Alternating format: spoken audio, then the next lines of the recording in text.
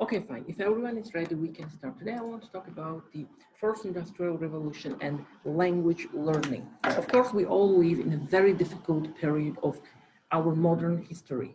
Pandemic, something happens once a year. It's something that no one could have imagined happened, and of course, it affected many spheres, and including language learning. As I told you earlier in my opening speech, language learning stands in the center of what we do. Language learning, with no doubt, is the most important thing in making research. Around 65% of all research done in English. So it shows how and why it is so important for all of us to make sure that we learn English. So how language learning changed in pandemic and how it's going to change after this. So let's talk about the changing the learning landscape. You see the changing learning system across our world, in Europe, in Africa, in Asia, and so forth. But they are all pretty much the same. And about changing learning landscape, there are lots of offers to bring technology. But when we bring technology, we need to make sure that we're bringing it in a wise way. And nothing could be more absurd an experiment which technology is placed in a classroom where nothing else has changed, because technology can solve the problem, but technology isn't the only solution. We need to make sure that we can build the ecosystem in which technology will be the part of this, but not the only solution. And this problem now can be observed in Uzbekistan, in Central Asia, in many developing countries where technology has been implemented very recently. Because without proper ecosystem, without managing all the platforms, without features, of course, it could be problematic just to get and implement technology. So what are the key points of implementing technology into language learning and how it's going to be changed in the future? And let's talk about the fourth industrial revolution. According to Klaus Schwab, founder and the executive chairman of the World Economic Forum in Davos, we live in the era of data and devices. When industrial revolution taken place in 1784, the first, the second, third, now we're living in the time of the fourth industrial revolution, when billions of people are connected with devices and data, and artificial intelligence is the center of any growth or any progress, using as a locomotive of the progress. And in his book, called Shaping the Future of the Fourth Industrial Revolution, he wrote, the time for action is now to work together to shape the revolution, and a mindset that can seize the system level effects aligned with common values across diverse stakeholder groups. It isn't just about implementing technology. The technology should be aligned with the values and needs of people in a diverse groups for both developed countries and developing countries. So, according to the Schwab 2018 publication, there should be 4 main points implementing technology and adjusting for the fourth industrial revolution into the learning process. They should be system, not just technology, empowering, not telling people what to do. It should be by design, not by accident, and the values should be not an afterthought. It should be well researched before.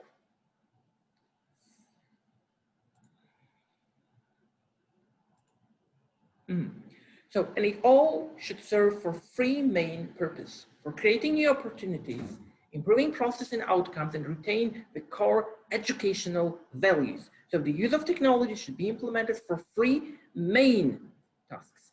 So the key concepts of the learning and assessment, language-oriented assessment. It's the digital technology, ecosystems, when we integrate learning and assessment into the classroom, and most importantly, personalized and socially connected learning. So when we talk about ecosystems, the ecosystem in which learning will thrive and flourish, the ecosystem of learning and education, according to the book of Braun-Banner in 1979, there are 5 environmental systems which bring to education. That's individual, microsystem, mesosystem, exosystem, and macrosystem.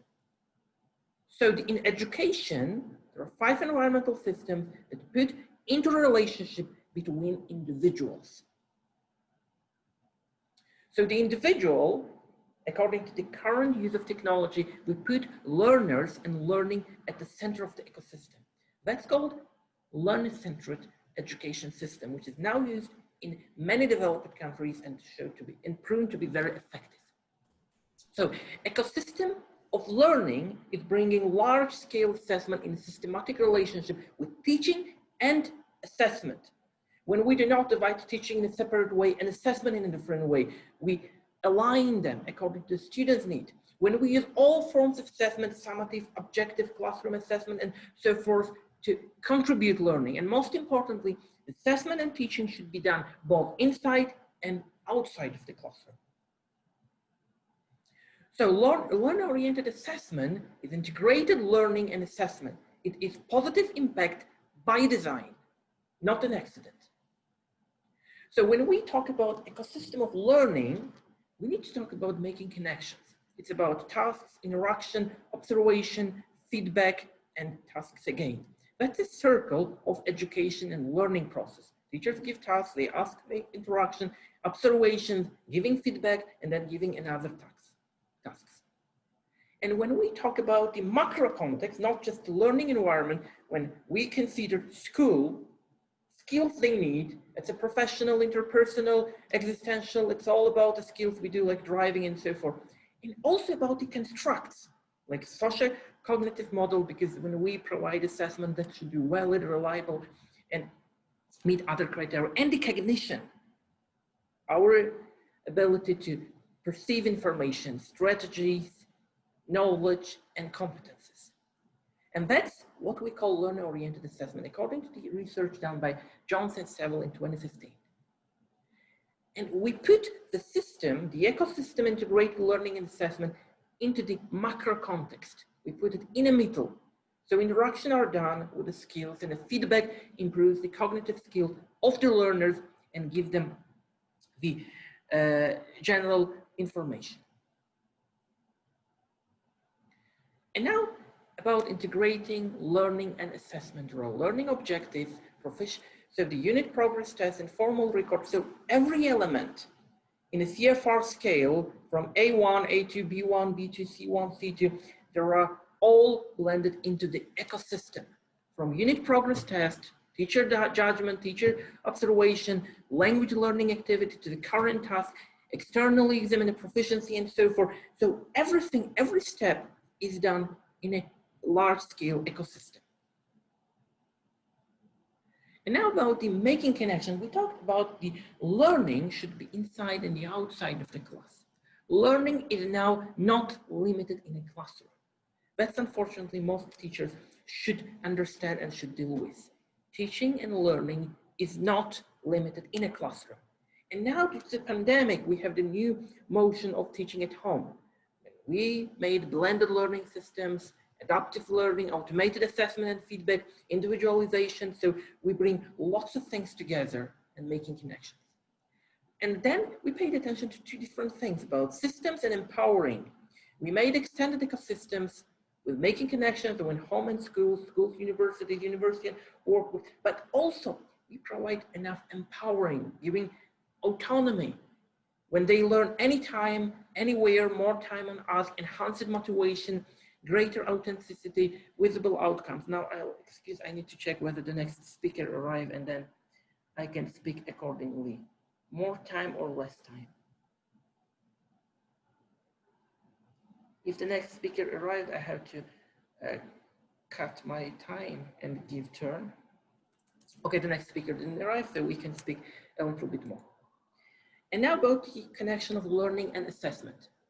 Learning in digital tech now is used with a system called SAMR, S-A-M-R.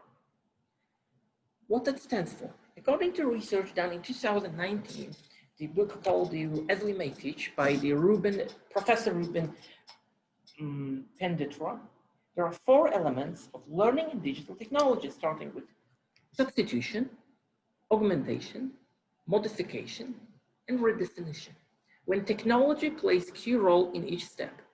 Substitution, when technology acts as a direct tool substitute with no functional change. We're taking one function and putting technology into the next. We could use the symbol of write and improve when writing is done automatically with the use of technology. We could use some quiz making systems when instead of checking manually, now everything is checked by the system. Augmentation, when technology acts as a direct tool, substitute with a functional improvement, when technology could be improved.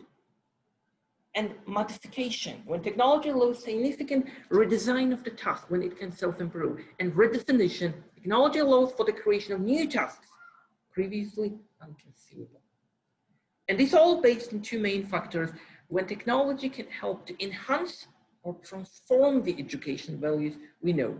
So there are two main steps divided when learning helps to just improve the current system or helps to transform learning perception into the next level and change the perception, the traditional way how we see things.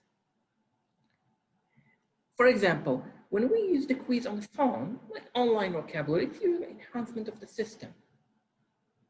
But games-based learning and assessment through immersive engagement, when you have emotional connection, lower detective filter, authentic activity, procedural declarative knowledge, the grid factors, motivation and persistence.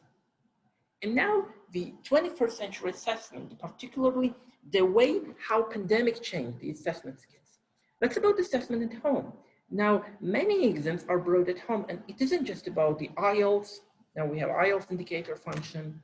It isn't about the Cambridge implemented lingual skill at home, the ETS, the largest, also the main role player, bring TOEFL at home. So now the technology and the situation, the external situation, coronavirus, COVID-19 outbreak, proved that the assessment could be done at home. If someone told us 5 years ago that IELTS now can be taken at home, no one would believe. None of the assessment experts, because they would question everything starting from integrity, security, and so forth. Now, the external factor and technology help it to bring assessment at home. And now the mobile formats are available for many of these tests.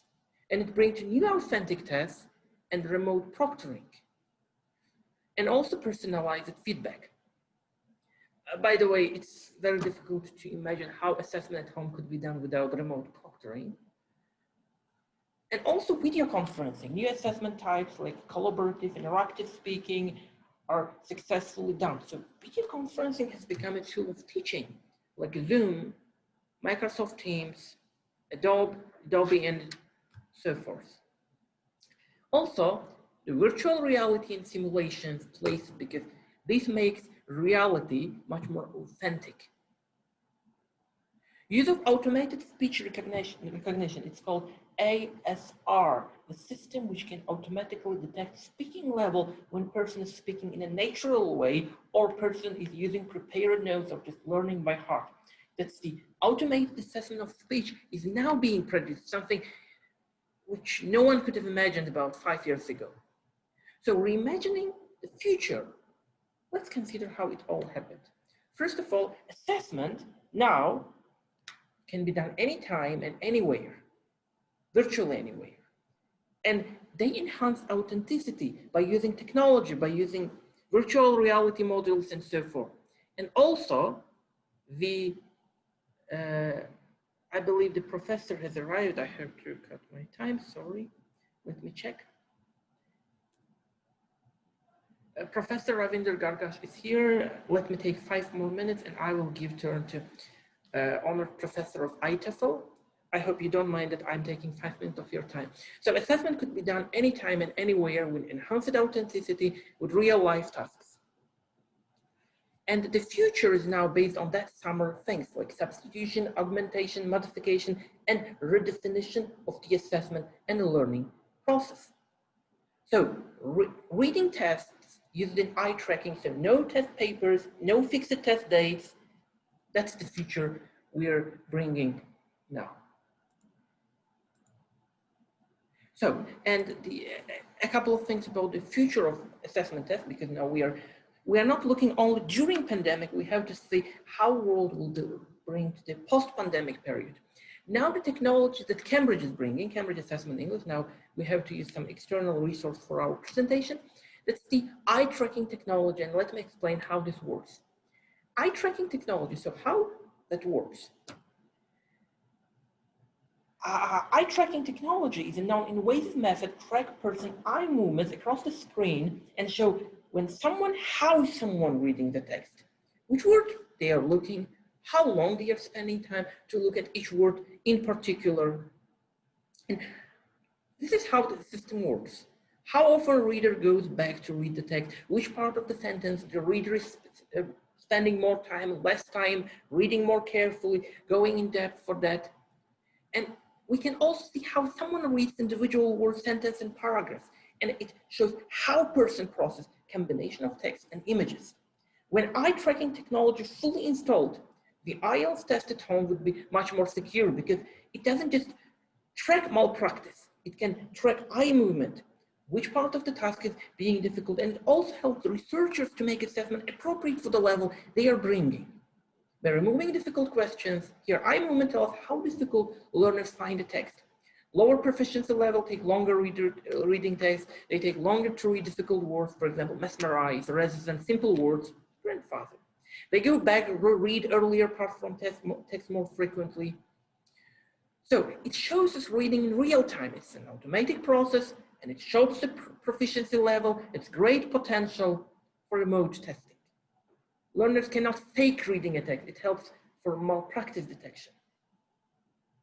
Eye tracking also shows how much learner understand if they are ready for learning and they listen, look towards object they are hearing about. For example, in young learners. So, conclusion. How can we benefit from the future of the assessment, in particular eye tracking in the future? It enables assessment on portable devices anywhere and anytime. It replaces tests taken in a predefined place and time, like we do now. And very little comment, most of proficiency tests are done home, really. IELTS could be taken at home, but now, with our current level of development and technological expertise, these are not secure. Personally, I receive lots of letters when people complain their nephew has cheated an IELTS indicator. It's possible. I don't know whether it's possible or not. But still, the security is a very big question in our current level of development. And no one, including the IELTS administrators, can say that the IELTS indicator or any other test taken at home could be as secure as real tests. Because security, that's a big gap. And putting eye tracking in the future can bridge that gap, help it enable home assessment, true home assessment, when not a specific version of test is created for home, but full version of IELTS or Cambridge exams or any other proficiency test are brought home. And it also helped eliminate practice because it's very difficult to cheat when the eye tracking works. Thank you very much. If you have any questions, I'm eager to ask for one more minute.